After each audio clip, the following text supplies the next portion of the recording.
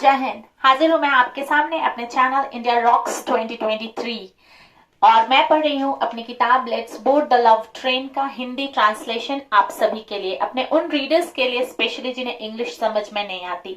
ये बुक मेरी Amazon, Kindle और ग्लोबली अवेलेबल है सेल के लिए। बहुत अच्छी बुक है किसी को गिफ्ट करने के लिए। अगर आप किसी फ्रेंड को गिफ्ट करना चाहते हैं, किसी न्यूली मैरिड कपल को गिफ्ट करना चाहते हैं, तो उसके लिए भी ये बहुत अच्छी बुक है। और मैं पढ़ रही थी एपिसोड नंबर 17। आज मैं पढ़ूंगी एपिसोड नंबर 18, जिसमें देखिए किस तरह से हैदर और वरीशा के माँ बाप ने शादी के लिए पहली मीटिंग में क्या रिस्पांस दिया। जो एक एजुकेटेड फैमिली का रिस्पांस होता है, बिल्कुल वैसा ही प्रैक्टिकल रिस्पांस मैं आपके सामने पेश करती हूँ अपनी किताब के जरिए। तो बात हो रही थी कि मापसेंकस से ली हुई लाइट पर्पल कलर की दुपट्टा पहनी थी वरीशा ने, और मोजड़ी पहनी थी टिंसल टोज से, जो चंडीगढ़ का बहुत फेमस ब्रांड है। और उसने अपने बालों को खुला हुआ छोड़ा था क्योंकि उसके फेस पे वो बहुत ही सूट करते थे खुले हुए बाल। और गले में उसने प्लैटिनम की एक बहुत ही डेलिकेट सी नाजुक सी चेन अपनी मम्मा की पहनी थी और स्टड्स पहने थे, छोटे से टॉप्स जिसे हम कहते हैं। उसने अपनी माँ से रिक्वेस्ट किया था कि आप इसे प्लीज कैरी कीजिएगा क्योंकि मुझे आज के स्पेशल दिन पे ये पहनने का बहुत मन है, मुझे इसमें आपकी ब्लेसिंग फील होती है।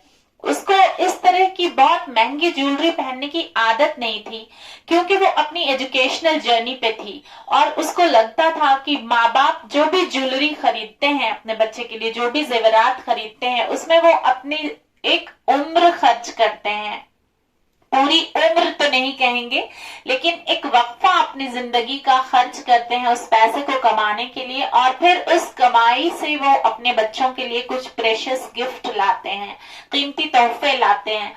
तो वरीशा के अपब्रिंगिंग में ये बात थी कि जब जितनी मेहनत मेरे माँ बाप ने इन तोहफों को लाने के लिए की है, उतनी मेहनत से और रिस्पॉन्सिबिलिटी से मुझे इन्हें संभालना भी है।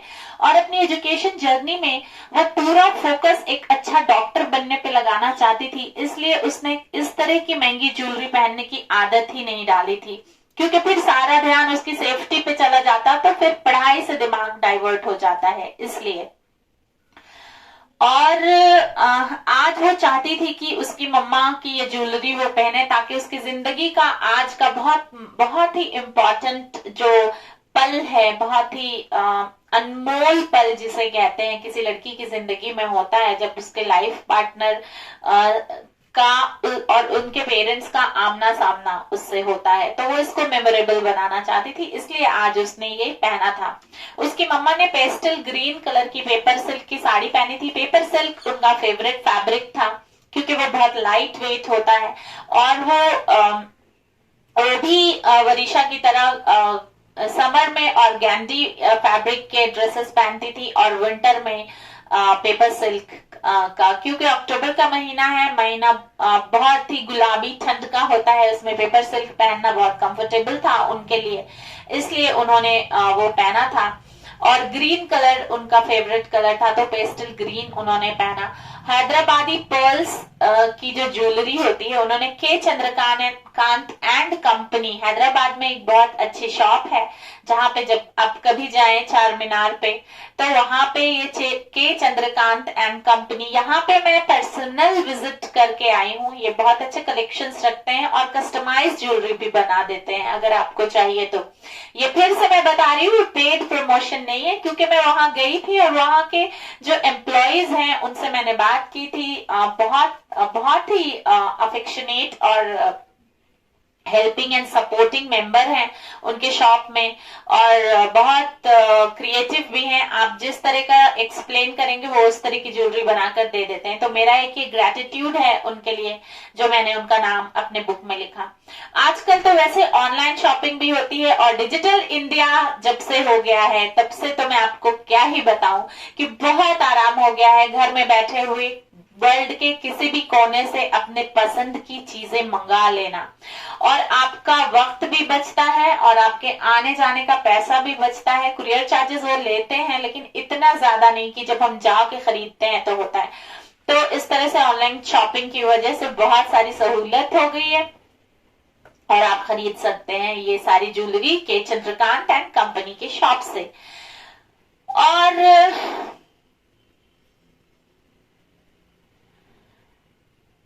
उसके पापा को पेपर सिल्क का कुर्ता बहुत पसंद था, मान्यवर ब्रांड का। और यहाँ पे मैं मेंशन करूंगी दुर्गा कुंड वाराणसी के मान्यवर आउटलेट को, क्योंकि वहां से मेरा बहुत कनेक्शन है। मैंने वहां से अपनी एजुकेशन ली और करीबन 12 से 13 साल में वहां रही हूँ। तो बनारस से बहुत ही प्यारा सा एक बंधन है मेरा, रिश्ता है मेरा। तो मैं बनारस को ग्रेटिट्यूड पे करने के लिए मैंने यहाँ पे लिखा है मान्यवर दुर्गा कुंड बनारस ब्रांच के बारे में। और यहाँ पे बहुत ही अच्छे कलेक्शंस होते हैं कुर्ते के। और वैसे तो मान्यवर की सारे आउटलेट्स में आपको कुर्ते हर तरह के फैब्रिक में अवेलेबल हो जाएंगे, स्पेशली सिल्क फैब्रिक में जो आपको चाहिए। तो वहां से उन्होंने ये लिया था कलेक्शन, लाइट कलर का सिल्क कुर्ता था चूड़ीदार पजामा के साथ, और पठानी पजामा, एलिगेरियन पजामा, सब पजामा वरीशा के पापा को बहुत पसंद था। तो उनके पास कलेक्शन था इस तरह के कुर्ते पजामा के लिए। आज उन्होंने ऑफ वाइट कलर का कुर्ता पहना था और उनको बहुत ही स्पेशल ओकेजन पे वो बहुत ही अच्छे से तैयार हुआ करते थे, बहुत प्रेजेंटेबल रहा करते थे वो। तो ये सारे लोग तैयार होकर के रेडी रहते हैं। वरीशा हैदर को कॉल करती है पूछने के लिए कि क्या वो लोग वहां से चले हैं या अभी वेट करना है मुझे। तो हैदर बताता है कि हम लोग भी सारे लोग रेडी हैं मीटिंग के लिए। तो वरीशा एक ओला कैब बुक करती है, राइड शेयर करती है हैदर से, ताकि राइड सेफ और सेफली वो लोग वहां पहुंच जाए और हैदर ट्रैक कर पाए कि वो लोग कहाँ पहुंचे। और इस तरह से वो हैदर के अपार्टमेंट में अपने मम्मी पापा के साथ पहुंचती है। हैदर नीचे आता है उन्हें पिकअप करने के लिए और विश करता है अस्सलामुअलैकुम, पीस बी अपॉन यू, और गाइड करता है उनको लिफ्ट की तरफ ले जाने के लिए और घर पहुंचने के लिए उनको असिस्ट करता है। हैदर का बहुत ही कोजी सा नेस्ट है, बहुत आरामदायक सा उसका फ्लैट था, जहां पे उसने जैस्मिन अरोमा मतलब जैस्मिन की खुशबू को डिफ्यूजर में लगा के रखा था। एक लाइट एक लैंप था कॉर्नर में, और जहां पे उसने पूरा फ्लोरल डेकोरेशन करके रखा था लिविंग रूम के कॉर्नर में। और वहीं पे एक फ्रेम की हुई आयतल कुर्सी रखी हुई टंगी थी वॉल पे। और अगली उसके सामने वाली वॉल पे पंजतन के नाम का एक दोहरा था जो डोर को फेस कर रहा था। अगर यहाँ पर डोर है तो इसके ऑपोजिट वाली वॉल पे उसने पंजतन के नाम का तोहरा लगा रखा था कि जब दरवाजा खुले तो सामने पंजतन का नाम, एक तरफ आयतल कुर्सी कहते हैं कि हिफाजत की दुआ होती है, हर तरह की नेगेटिव वाइब से हमारी हिफाजत करती है, इसलिए घरों में रखा करते हैं मुस्लिम फैमिली के लोग। मेरे घर में भी है और मुझे याद भी है। मुझे जब कभी इस तरह की फीलिंग आती है कि मुझे घबराहट हो रही है या मैं परेशान हो रही हूँ, तो मैं जल्दी से आयतल कुर्सी पढ़ के और कुल आउज़ु बिरब्बिन नास पढ़ के दरूद शरीफ पढ़ के मैं अपने ऊपर दम करती हूँ। और इस तरह से फूंकने को दम करना कहते हैं। और फिर मुझे बहुत ही लाइट और सेफ फील होता है, ऐसा लगता है कि somebody is around to help me out to come out of those negative situation। तो इस तरह से हैदर ने उन लोगों का बहुत सूफी स्टाइल में वेलकम किया और बहुत सूफी स्टाइल में उसने अपने घर को भी सजा रखा था। ये उन लोगों को बहुत ज्यादा अपील करता है इस तरह का एनवायरनमेंट वरीशा के मम्मी पापा को। और वो पूछते हैं कि हैदर कहता है उनको कि साइड में वॉल के पास जो वाइन कलर की कार्व्ड वुडन सोफा है, वाइन कलर हैदर का बहुत फेवरेट था, तो उसने अपने सोफे के कवर को वाइन कलर से कवर उसको दिया था। और टर्क्वाइज ब्लू शैनल मतलब वेलवेट का बेस था उस सोफे का, और आइवरी और वाइन कलर का सोफा था और टर्क्वाइज ब्लू कलर के बेस पे आइवरी और गोल्ड कलर की एम्ब्रॉयडरी वाला कुशन रखा था। तो वाइन और turquoise blue with Ivory embroidery का कॉम्बिनेशन था। वो लोग वेट कर रहे थे जब तक कि उसके माँ बाप आ ना जाए, तब तक हैदर ने उन लोगों को सोफे पे बैठकर वेट करने के लिए कहा। मेहरान को वेस्टर्न आउटफिट्स बहुत पसंद थे, ऐसे फॉर्मल ओकेजन पे या कोई फैमिली गैदरिंग हो तो भी पहनने के लिए। इसलिए उन्होंने आज के दिन जब उनका जॉब होता है तो उनको बहुत वक्त नहीं मिलता इस तरह से कुछ स्पेशल तैयार होने के लिए, तो इसलिए आज उन्होंने चारकोल ग्रे कलर का मैट फैब्रिक का रेमंड सूटिंग का उन्होंने व्हाइट शर्ट उन्होंने पहनी थी और रेमंड सूटिंग का उन्होंने फॉर्मल वेयर यानी वेस्ट कोट और कोट ब्लेजर वो पहना था, और उसके साथ उन्होंने पेयर किया था ब्रिडलेंस का बरगंडी कलर का फॉर्मल शूज। रदिया का फेवरेट था फैब्रिक पेंटेड शिफॉन साड़ी, तो उन्होंने शिफॉन साड़ी पहनी थी जिस पे पेंट किया हुआ था, और उन्होंने एल्बो लेंथ की स्लीव पहनी हुई थी मलमल के फैब्रिक की। रदिया को बहुत ही सॉफ्ट फैब्रिक्स बहुत पसंद थे, तो और वो बहुत उसमें कंफर्टेबल और बहुत ही कोजी और बहुत कूल फील किया करती थी, तो उन्होंने इस तरह से पहना हुआ था। और उसके साथ ही उन्होंने पहना था गले में मरून कलर का उन्होंने पहनी थी gold chain with the name of Panjtan पाक। पंजतन के नाम का, पंजतन जो होते हैं 5, पंजतन मतलब 5, जिसमें नाम होता है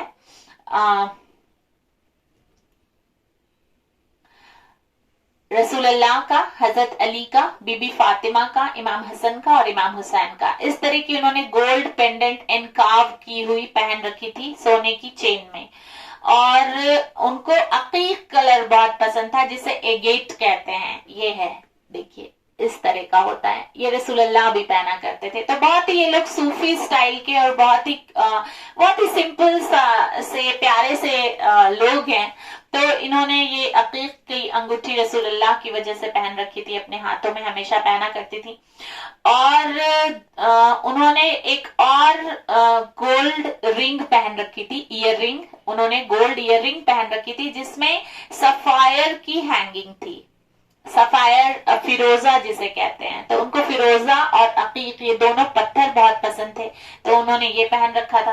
और पंजतन के नाम से वो बहुत ज्यादा अटैच थी, जब भी जिंदगी में मुश्किलात आती थी तो वो उन लोगों की कैरेक्टर की खूबियां अपने अंदर उतारने पे काम किया करती थी और फिर अपने जिंदगी की मुश्किलों से बड़े आसानी से निकला करती थी, तो उनको बहुत लगाव था, इसलिए उन्होंने उनका लॉकेट पहन रखा था। हैदर ने ऑर्गेंडी फैब्रिक का व्हाइट कलर का कुर्ता पहना था चूड़ीदार पजामा के साथ, और ये सारे लोग रूम में एक साथ एंटर होते हैं, हैदर और उसके मम्मी पापा। रदिया और फायजा एक दूसरे को गले लगाती हैं और दोनों फादर्स हाथ शेक करते हैं, जिसे हम मुसाफा कहते हैं। इसमें स्पेलिंग मिस्टेक है, मुस्तफा लिखा हुआ है, ऑटो एरर हो जाता है टाइपिंग में। मुसाफा, जैसे ये 2 हाथ है, इसके बीच में हाथ रख के इधर इधर दोनों तरफ से हाथ को सपोर्ट देते हैं, तो इसको मुसाफा कहते हैं मुस्लिम स्टाइल में। ये ग्रीटिंग है ट्रेडिशनल वे एक मुस्लिम फैमिलीज में, जिससे हम पॉजिटिव वाइब्स शेयर करते हैं। इस तरह से अगर बीच में हाथ है तो दोनों तरफ से ऐसे करके इसको मुसाफा कहा जाता है। बहुत प्यारा सा अंदाज होता है ये विश करने का। और ये लोग बैठ जाते हैं अपने अपनी कन्वीनियंस के हिसाब से। वो तो सोफे पे बैठे हुए होते हैं, ये लोग काउच पे बैठे होते हैं जो सोफे के पैरेलल रखा हुआ होता है। वरीशा उन लोगों को विश करती है अस्सलाम वालेकुम विद अ स्माइल, एक मुस्कुराहट के साथ, और ये सारे लोग वरीशा और हैदर को एक साथ पहली बार देख रहे होते हैं। और जब ये चारों जो माँ बाप हैं वो लोग वरीशा और हैदर को देखते हैं तो इनकी नजरें उन दोनों के ऊपर से हटती ही नहीं। उनको ऐसे लगता है जैसे अल्लाह की बनाई हुई जोड़ी है, अब हमें कहना ही क्या है। जिसका जोड़ा अल्लाह तैयार कर दे उसमें फिर बंदे की क्या रहती है, कुछ विसाद, कोई विसाद नहीं रहती। तो ये लोग एकदम स्पीचलेस हो जाते हैं दोनों को देख करके साथ में। बहुत ही हेवनली और डिवाइनली मैच दिखता रहता है वरीशा और हैदर जब एक साथ बैठते हैं। ये लोग सोचते हैं कि इसमें कोई सेकंड थॉट नहीं है मैरिज के लिए डिस्कशन करने के लिए, और ये रिश्ता हमें कबूल है। मन से चारों की आवाज आती है। रदिया वरीशा को बुलाती हैं अपने पास और बिठाती हैं और उससे पूछती हैं, तुम्हें नौहा पढ़ने आता है?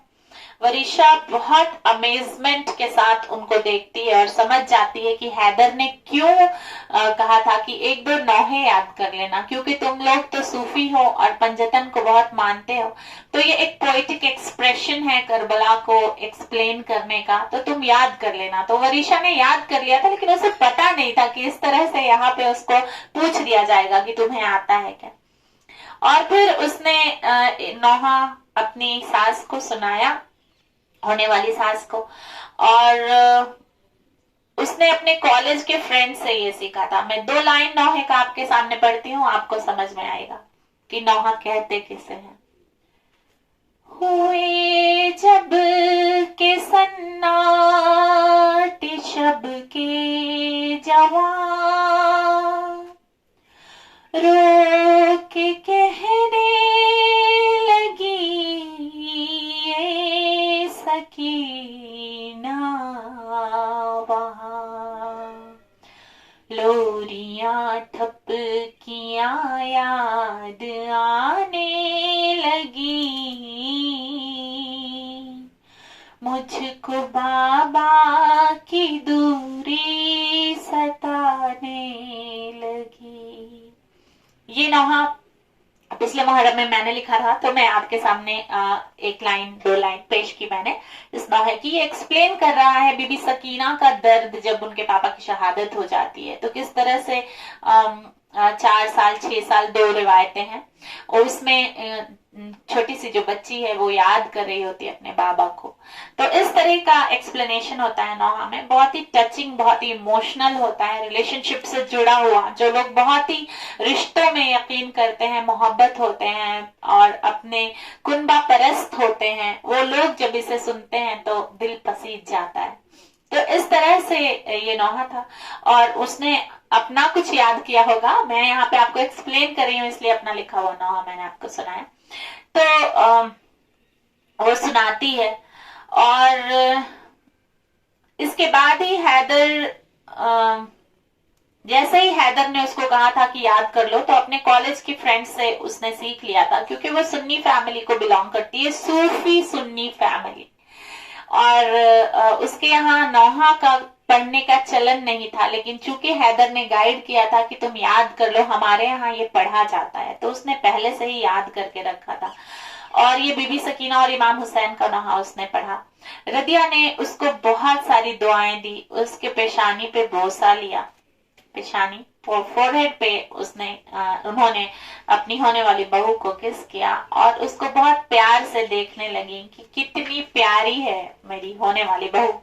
और दूसरे हाथ पे वरीशा के जो माँ बाप हैं वो सरप्राइज हो जाते हैं वरीशा को नौहा पढ़ते हुए देखकर, क्योंकि उनको इस बारे में कुछ पता नहीं है कि वरीशा ने ये नौहा कहाँ से सीख लिया, फैमिली का ट्रेडिशन तो है नहीं। लेकिन चूंकि वो बचपन से पंजतन पाक की फैन थी और वो हमेशा उनके बारे में उनकी कहानियां सुन सुन के बड़ी हुई थी, लेकिन उसने कभी नौहा पढ़ा नहीं था, क्योंकि सुन्नी सेक्ट में नौहा पढ़ने का रिवाज नहीं है। उसके फादर समझ जाते हैं कि हैदर शिया फैमिली को बिलोंग करता है, ये नौहा सुन करके। वरीशा को इतनी नॉलेज नहीं होती है शिया सुन्नी का सेक्ट की, क्योंकि वो बहुत ही प्यारी सी एक बच्ची है जो प्यारे से माहौल में पली बड़ी है। तो इस तरह का डिफरेंशिएशन सेक्ट्स क्या होता है, इसका इंट्रोडक्शन उसके माँ बाप ने कभी उसकी जिंदगी में किया नहीं। उसको लगता है कि सब अल्लाह के बनाए हुए बंदे हैं और सब बहुत प्यारे हैं, नमाज रोजा ये सब करते हैं, तो हैदर भी वैसे ही होगा। तो इस तरह से जैसे ही उनको ये आगाही होती है कि हैदर शिया फैमिली का है, वो चुप हो जाते हैं और बहुत चुपचाप सारे लोग लंच करते हैं। वो लोग खाने की बहुत तारीफ करते हैं जो रदिया ने बनाया था, और उन्हें डिनर पे रात में आने का इनवाइट करके वो लोग चले जाते हैं। जब रदिया के घर पे रात का वक्त है, वो वरीशा के घर पे आते हैं, तो वो देखते हैं कि एक दीवार पे दरूद शरीफ का टुकड़ा टुकड़ा हम कहते हैं वॉल हैंगिंग को, वो लगा हुआ है, और दरवाजे के ऊपर पंजतन पाक का नाम लगा हुआ है। रूम में, कमरे में बहुत ही अच्छी सी अरोमा डिफ्यूजर में जैस्मिन की एसेंशियल ऑयल डला हुआ है, जिसकी खुशबू पूरे घर में फैल रही है। वरीशा ने बहुत अच्छे से घर को डेकोरेट किया है। रॉयल और स्काई ब्लू ब्रॉकेड कर्टन्स उसको बहुत पसंद थे वरीशा को, और मुरल्स जिसे हम वॉल हैंगिंग कहते हैं, उसमें आयतल कुर्सी टंगी हुई है जो सिल्क थ्रेड से, जिसमें आयतल कुर्सी की नक्काशी की गई है, एम्ब्रॉयडरी की गई है। और रूम के कॉर्नर में एक राइट हैंड साइड कॉर्नर में कुरान रखा हुआ है, एक लैंप शेड के नीचे। जब भी वरीशा को वक्त मिलता है और अपनी जिंदगी से वो फ्री होकर के डेली रूटीन में वक्त में निकाल करके वो कुरान खोलती है और उसको पढ़ती है, और कुरान का एक्सप्लेनेशन भी वो पढ़ा करती थी। और वहीं पे उसने साइड में एक जानमाज रखी हुई थी, जिसे हम कहते हैं एक कारपेट जिस पे नमाज ऑफर की जाती है, स्पेशल कारपेट। तो वो जानमाज रखी हुई थी कॉर्नर में कुरान के साथ। और पूरा टाइम वो चूंकि लिविंग रूम में गुजारती है, अकेली रहती है वो यहाँ पे, अब उसकी जॉब लग गई है जेजे हॉस्पिटल में, तो यहाँ पे रहती है, तो वो पूरा टाइम लिविंग रूम में गुजारती है, तो नमाज कुरान की एक्सप्लेनेशन पढ़ती रहती है। बहुत डिवाइनली सा उसने माहौल बना के रखा हुआ अपने लिविंग रूम का। इतने प्यारे से एनवायरनमेंट को देख के रदिया को बहुत अच्छा फील होता है। वरीशा उन लोगों को बैठने के लिए कहती है। वेल अरेंज्ड दीवान है जिसपे मसनद रखा हुआ है, कुशन रखा हुआ है, जमीन में पर्शियन कारपेट बिछी हुई है जो उत्तर प्रदेश बरेली से लाई गई है। अब मैं यहाँ पे रुकूंगी और आपको अपने स्टेट उत्तर प्रदेश की एक खासियत बताऊंगी। बरेली में कारपेट इंडस्ट्री है जहाँ पे वर्ल्ड के कोने कोने में कारपेट एक्सपोर्ट की जाती है। तो रदिया चाहती है कि उसके घर में आने वाला हर कोई उसकी और उसके नेशन से मोहब्बत की झलक उसको मिले, उसके माँ बाप की दी हुई तहजीब उसके बिहेवियर में झलके, और उसके घर के कोने कोने में सूफिज्म का एक टिंट हो, जिससे बहुत ही ब्लेस्ड फील हो आने वाले लोगों को उसके घर के अंदर। और इस तरह से उसने अपना घर डेकोरेट करके रखा था। वो लोग बैठ जाते हैं हैदर के, और हैदर को देखने लगते हैं बहुत ही प्यारी सी स्माइल के साथ कि उसने बहुत प्यारी सी लड़की पसंद की है। अंदर अंदर वो लोग अभी फील कर रहे हैं, बोल नहीं रहे हैं। अभी आगे की बात सुनिए। वो चिकन कटलेट लेकर आती है मिंट और कोरिएंडर सॉस के साथ, जो उसकी मम्मा ने बनाया है। थोड़ी देर के बाद वो डिनर टेबल पे डिनर लगाती है और सारे लोग डिनर खाते हैं, जो फायजा ने उसकी माँ ने कुक किया है। और फिर वरीशा ने एक स्वीट डिश तैयार की थी अपने पापा के साथ मिल करके, तो वो सारा चीज ये लोग खाते हैं और एक साथ बैठ करके शादी के बारे में डिस्कस करने के लिए बैठ जाते हैं, क्योंकि अब ये वक्त है जहाँ पे साफ साफ सारी चीजें क्लियर होनी चाहिए। अगर यहाँ पे थोड़ा सा भी कंफ्यूजन हुआ तो बच्चों की शादीशुदा जिंदगी एक कंफ्यूजन वाली जिंदगी बन जाएगी। और चूंकि ये लोग सब समझ गए थे कि ये शिया सुन्नी का अब मामला है, तो सैयद जो है शीइज्म में एक तबर्रा का कॉन्सेप्ट होता है, जिससे वो बहुत ज्यादा कंसर्न थे कि ये बात वरीशा को और उसके बच्चों को आगे चल के सिखानी है नहीं सिखानी है, ये चीजें वो डिस्कस करना चाह रहे थे। तो वो हैदर को इन्फॉर्म करते हैं कि मैं आपसे रिक्वेस्ट करता हूं कि आप तबर्रा मेरी बेटी के लिए कंपल्शन मत करना। हाँ, अगर आगे चल के उसको लगता है कि उसको ये करना है तो वो करेगी, मेरी तरफ से कोई रुकावट नहीं है। उसकी जिंदगी के फैसले लेने के हक मैंने उसको खुद दिया है, क्योंकि अब वो एक एजुकेटेड एडल्ट है हमारे नेशन की, इंडिया की, और यहाँ पे थॉट एक्सप्रेशन का फंडामेंटल राइट दिया गया है सब बंदियों को। तो मैं चाहता हूं कि वरीशा का ये राइट उस तक ही छोड़ा जाए, उस पर कुछ इम्पोज नहीं किया जाए। वो बताते हैं कि बचपन से आज तक मैंने उसको फंडामेंटल राइट्स को कैसे फॉलो करना है, कैसे एक्सेप्ट करना है और किस लिमिट तक उसको यूज करना है, ये सब की ट्रेनिंग उसको दी है। और इस तरह से मजहब से रिलेटेड भी जो जो तरीके, जो जो चीजें उसको पसंद है वो उसमें से चुनती जाती है, और जो उसको रूहानी तरह से अटैच होती है जिन चीजों से, रदिया वही चीजें करती है। उसके अंदर ये बिल्कुल भी नहीं है कि जो एक group, certain group of people कर रहे हैं उनको देख के वो करने लगे। वो चीजों को बहुत समझती है और समझने के बाद जो चीज उसकी लाइफ जर्नी के हिसाब से सही होता है वो उसको ही एक्सेप्ट करती है। तो मैं आपको यहाँ पे रदिया का वरीशा का नेचर एक्सप्लेन कर रहा हूँ। हैदर ये सारी बातें सुनता है और वह कहता है कि मैं आपको एक हदीस बताता हूँ होली प्रॉफिट सल्लल्लाहु अलैहि वसल्लम का, जो सही अल बुखारी हदीस नंबर 69 और 68 है।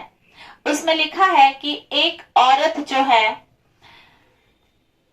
तब तक के शादी करने के लिए उसको जोर नहीं देना चाहिए जब तक कि ये परमिशन उसकी खुद की ना हो। मतलब एक लड़की की शादी करने की परमिशन उस लड़की की खुद की होनी चाहिए, तभी उसके माँ बाप को उसकी शादी करानी चाहिए जिससे भी वो करना चाहे। और वो इन्फॉर्म करता है कि ये हदीस सिर्फ सुन्नियों में नहीं फॉलो की जाती, ये शिया मसलक में भी फॉलो की जाती है। मेहरान इस बात को एक्सेप्ट भी करते हैं ऐसे करके, नॉड करके। और हैदर और वरीशा बहुत ज्यादा तो शादी के रिलेशन को लेके, रिलीजन का मतलब मजहबी आउटलुक क्या है उसके बारे में नहीं जानते थे, लेकिन वो चुपचाप से चीजें सुना करते थे। और दोनों पेरेंट्स ने इस बात को अग्री किया कि शादी जो होती है वो कुछ कॉमन कंडीशंस पे होती है। क्यों? क्योंकि शादीशुदा रिश्ते में सिर्फ दो लोग नहीं बनते। अगर वरीशा की शादी में हैदर से होती है तो हैदर के माँ बाप की थॉट्स और वरीशा के माँ बाप की थॉट्स, इन सब को ले करके चलना होगा। ये एक कॉमन रिलेशनशिप होगा जो को लिविंग और को एग्जिस्टेंस को आगे बढ़ाएगा। और इस तरह से वो समझ रहे थे कि यहाँ पे शिया सुन्नी मजहब की डिफ्रेंसिएशन को आगे ना बढ़ा करके उन दोनों मसलक में जो कॉमन चीज है वो उन्हें अपनानी होगी अगर वो पीसफुल लिविंग अपने बच्चों की जिंदगी में देखना चाहते हैं तो। और इस तरह से ये सारे लोग डिस्कस करते हैं कि एक दूसरे के रिलीजियस बिलीफ को रिस्पेक्ट देने की आदत तुम दोनों को डालनी है आज से।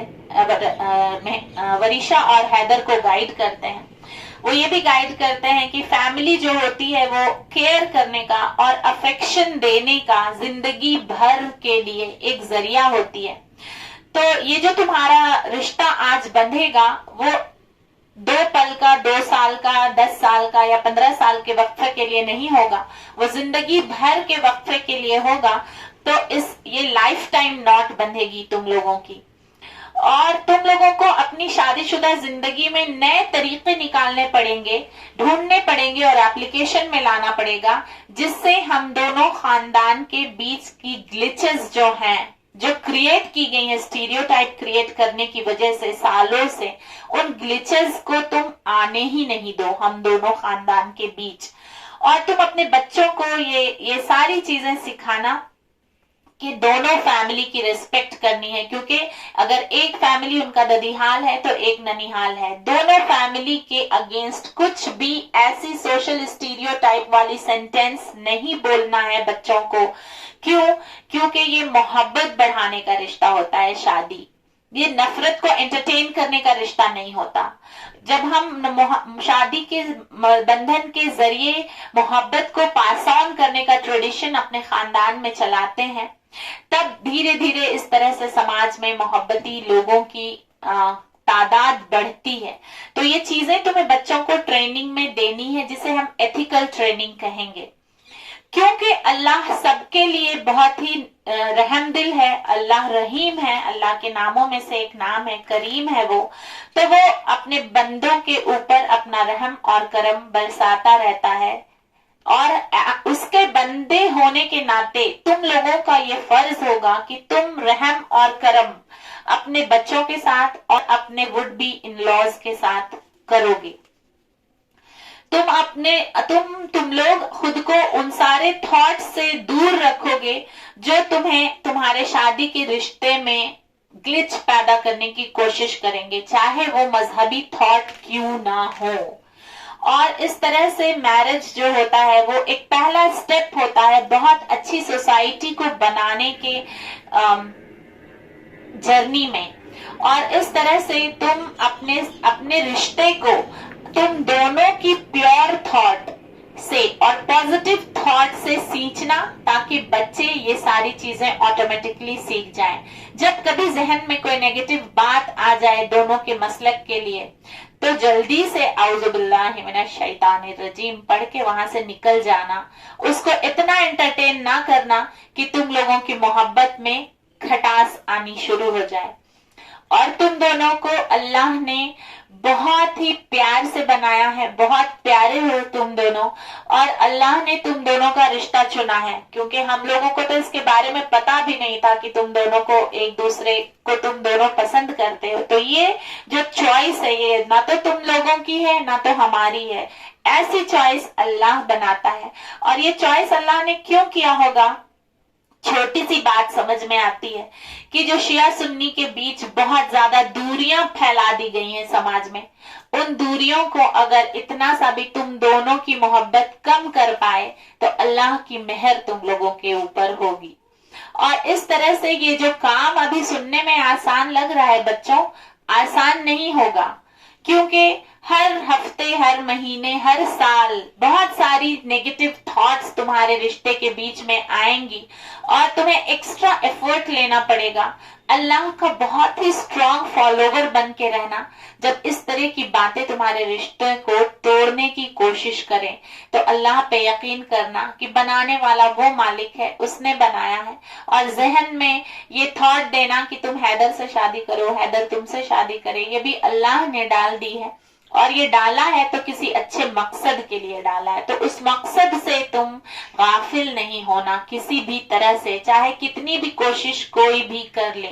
और इस तरह से उन्होंने लास्ट पॉइंट एक्सप्लेन किया कि मजहब जो होता है वो हमें हमारी रूह को साफ करने का एक जरिया होता है। जब हमारी रूह अल्लाह के यहाँ से दुनिया में आती है बहुत प्योर होती है बच्चे की रूह, लेकिन जब हम दुनियावी चीजों में फंसते चले जाते हैं, बंधते चले जाते हैं, तो धीरे धीरे हमारी रूह पे एक परत डस्ट की पड़ने लगती है। उस डस्ट को हटाने का जरिया होता है मजहब। तो इसको तुम लोग अपनी अपनी रूह को साफ करने का, प्यूरिफाई करने का जरिया बनाना, एक दूसरे के बीच झगड़े की वजह नहीं बनाना। और इतनी सारी प्यारी प्यारी गाइडेंस दोनों माँ बाप ने मिलकर के दोनों बच्चों को दी और उनको बताया कि ये जो गोल्डन रूल्स आज हम तुम्हें एक्सप्लेन कर रहे हैं, इसे तुम जिंदगी के अपनी मैरिटल लाइफ के 10 गोल्डन रूल्स समझ करके अपना लो, लिख लो कहीं पे, ताकि जब जिंदगी में उतार चढ़ाव आए तो ये जब डायरी खोल करके इन्हें पढ़ो तो तुम्हें याद रहे कि माँ बाप ने इस तरह से गाइड किया था।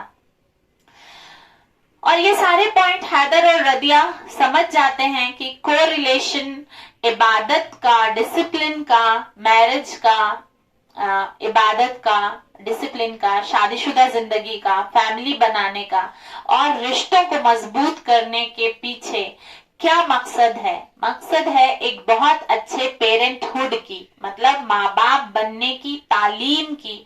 ये सब जड़ें हैं जो एक्सप्लेन कर रहे हैं हमारे माँ बाप। और एक और चीज है, जब हम हिंदुस्तान में रहते हैं तो हमारे अंदर रिलीजियस टॉलरेंस का लेवल बहुत हाई होता है। जब हम दो मुस्लिम सेक्ट्स के बीच को लिविंग सीखेंगे तो बहुत आसान हो जाएगा बाकी मजहबों के साथ को लिविंग स्किल बच्चों को सिखाना। क्योंकि आजकल कॉर्पोरेट लेवल की जॉब होती है, वहां पे मल्टीपल रिलीजन के लोग आते हैं, मल्टीपल कास्ट के, मल्टीपल सेक्ट्स के लोग आते हैं। अगर हमने ये को लिविंग का कॉन्सेप्ट बच्चों के अंदर बहुत ही अच्छे से इन्फ्यूज कर दिया तो उन्हें कहीं पे भी कॉपरेशन लेवल कहीं पे उनको कम नहीं होगा, चाहे वो सोसाइटी हो, चाहे वो वर्क प्लेस हो, और वो आराम से सुकून की जिंदगी गुजार पाएंगे। इस तरह से बच्चे, चूंकि आज तक बच्चों ने अपने माँ बाप की टीचिंग को बहुत फॉलो किया था और माँ बाप भी बहुत ही प्रैक्टिकल और प्रैक्टिकल वे में एक्सप्लेन करते थे सारी टीचिंग को, जिसको जिंदगी में उतारा जा सके। कोई हाइपोथेसिस नहीं देते थे कि बच्चे ऐसा कर दो और फिर वैसा ना हो तो बच्चे घबरा जाएं। वो वैसी ही चीजें एक्सप्लेन कर पाते थे जितना कि बच्चे कर पाए अपनी जिंदगी में। तो बच्चों का अपने माँ बाप की टीचिंग में बहुत फेद भी था और इस तरह से बड़ों ने बच्चों को एक नई शादीशुदा जिंदगी के लिए गाइड किया। बच्चों ने प्रॉमिस किया कि ये 10 गोल्डन रूल जो उन्होंने आज उनको बताए हैं, उनकी दुआ समझ के ये लोग हमेशा जिंदगी में याद करते रहेंगे और उसको निभाने की अपनी तरफ से पूरी कोशिश करेंगे। दोनों तरफ के पेरेंट्स बहुत खुश हो जाते हैं और बहुत ही दुआएं देते हैं दोनों को। अब सवाल आता है कि निकाह कैसे किया जाएगा, और दोनों पेरेंट अग्री करते हैं कि निकाह किसी थर्ड प्लेस में करेंगे, ना हमारे घर पे ना आपके घर पे। हमारे भी बहुत ही क्लोज रिलेटिव आएंगे, आपके भी फैमिली फ्रेंड्स आएंगे। रदिया ने परमिशन ली कि निकाह की शुरुआत हदीसे किस्सा से होगी तो बहुत अच्छा होगा। फायजा ने झट से गूगल पे इसका जो इम्पोर्टेंस है वो सर्च किया कि आखिर हदीस किस्सा है क्या। तो उनको उसको समझ में आया, रदिया जी को समझ में आता है कि फायजा को समझ में आता है कि हदीस किस्सा एक ऐसी हदीस है जो पंजतन पाक के होने की अनाउंसमेंट करती है। तो वो तुरंत तैयार हो जाती हैं इसके लिए और कहती हैं कि हमें कोई ऐतराज नहीं है निकाह की का शुरुआत अगर हदीस किस्सा से हो।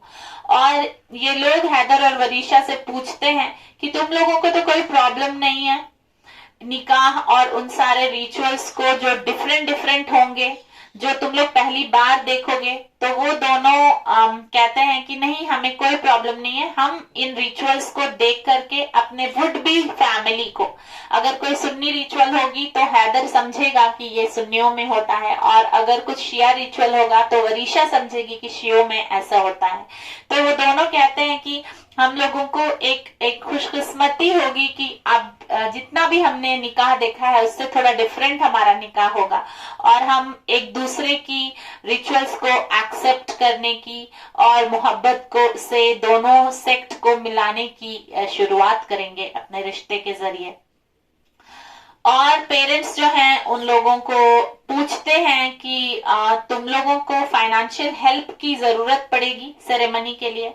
तो ये लोग कहते हैं कि हम लोग फाइनेंशियली इंडिपेंडेंट हैं, हमने अपने अपने पैसे जमा करके रखे हैं, लेकिन कुछ कुछ रिस्पॉन्सिबिलिटी पोस्ट मैरिज की जो होगी उसमें भी पैसे खर्च होते हैं, तो उसके लिए हम लोग अभी तैयार नहीं हैं, हम अभी तैयारी करेंगे उसकी। और उनके पेरेंट्स प्रपोज करते हैं मैरिज बिल को पे करने के लिए, क्योंकि उन्होंने पैसे बचा के रखे थे कि शादी के खर्च के जो पैसे होंगे वो हम माँ बाप देंगे। दोनों के इकलौते बच्चे हैं और उन लोगों का लास्ट टारगेट यही था कि इन दोनों की शादी जब हो जाए अच्छे से, तो उसके लिए पैसे उन्होंने बचा के रखे थे। और एक पेरेंट जो है अपने एक्शन से ये सिखाता है बच्चों को कि कितनी रिस्पॉन्सिबिलिटी तुम वुड बी पेरेंट हो बनोगे जब तुम जिंदगी में, तो अपने बच्चों की कहां तक जिम्मेदारी तुम निभाओगे।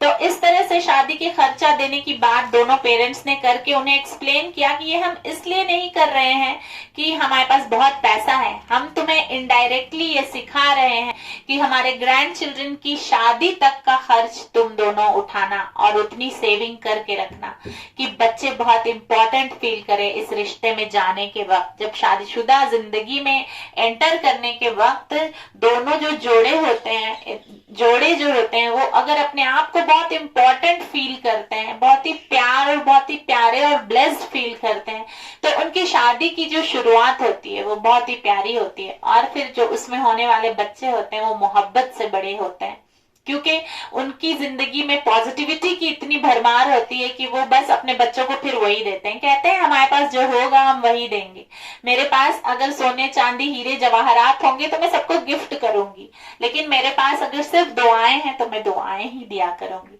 और इसी के साथ मैं रुकती हूँ। एपिसोड नंबर 17 खत्म होता है यहाँ पे और मैं आपसे फिर मिलूंगी कल नए एपिसोड के साथ, बहुत सारी दुआओं के साथ और बहुत सारी खुशियां और सेहत के साथ। अल्लाह आप लोगों को बहुत खुश रखे, सेहतयाब रखे और आपको हिम्मत दे एक दूसरे को समझने की, एक दूसरे जो फैमिली मेंबर्स हैं उनके थॉट प्रोसेस को समझने की, उसको एक्सेप्ट करने की।